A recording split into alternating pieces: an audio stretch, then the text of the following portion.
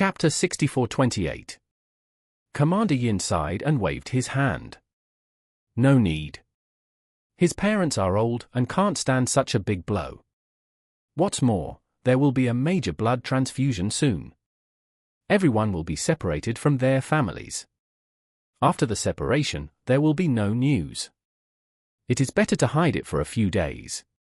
When the major blood transfusion starts, his family can still think that he is still alive, so that they can have some thoughts.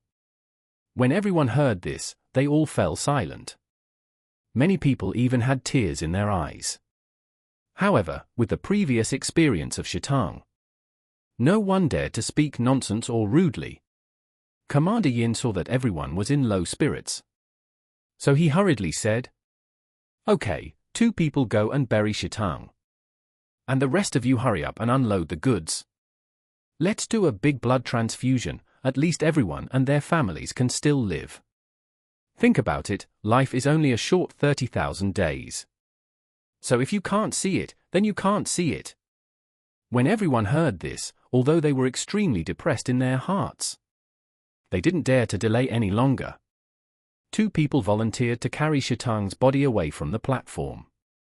And the rest of the people began to continue to move all the monitoring equipment from the carriage to the platform.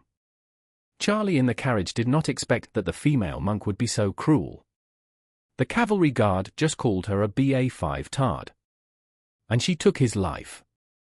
However, through the process of the woman's action just now, Charlie could sense that the other party's cultivation was indeed much worse than his, since she was the person with the highest status and the strongest strength here.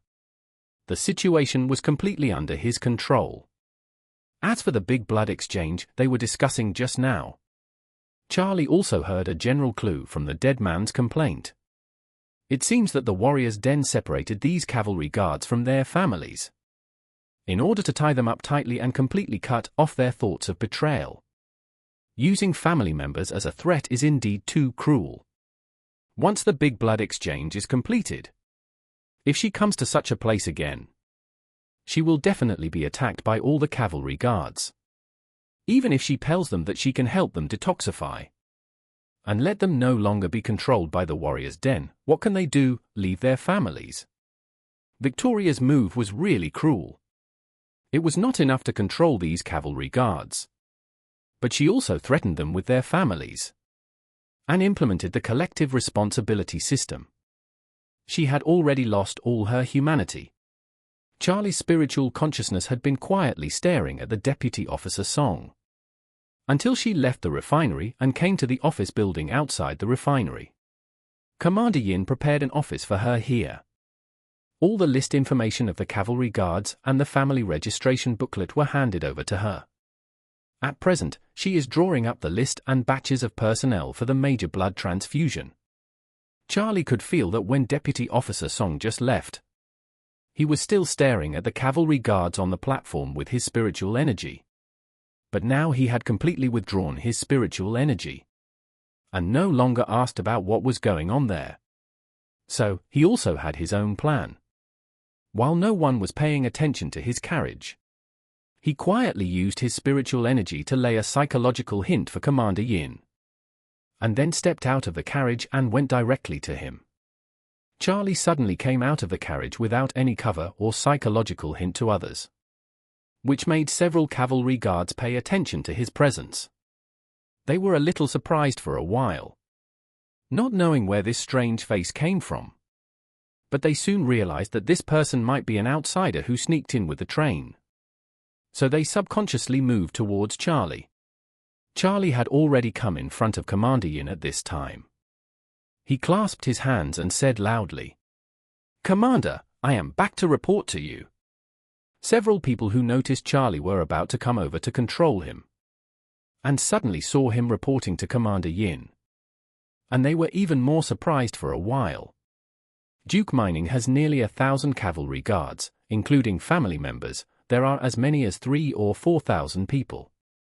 Although these cavalry guards cannot know every one of them, these dozens of cavalry guards in charge of the platform belong to the same organization and are familiar with each other.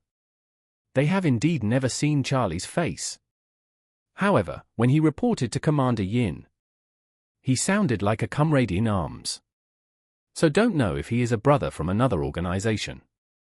So, several people looked at Commander Yin, waiting for his statement. Commander Yin laughed, stepped forward, and patted Charlie on the shoulder. Aying loudly, "Good brother, you have worked hard outside these years." After that, he said to the others around him, "Listen to me, this brother is my spy. Now that the big change is imminent, I will call him back from outside. There is a great chance that he can help us completely reverse the current situation. Don't tell anyone about this, especially Lilia, understand?" When everyone heard this, they immediately put down all their guard. Moreover, after hearing Commander Yin say that Charlie might completely reverse the current situation, everyone immediately asked with great expectation, "Commander, could this brother break the plan of this big change?" Commander Yin smiled and said, "Brothers, you can look forward to it boldly. In short, I will definitely work hard for all the brothers here until my death. Please don't be pessimistic, brothers. As long as I am still here, we will definitely have a chance to turn the tables."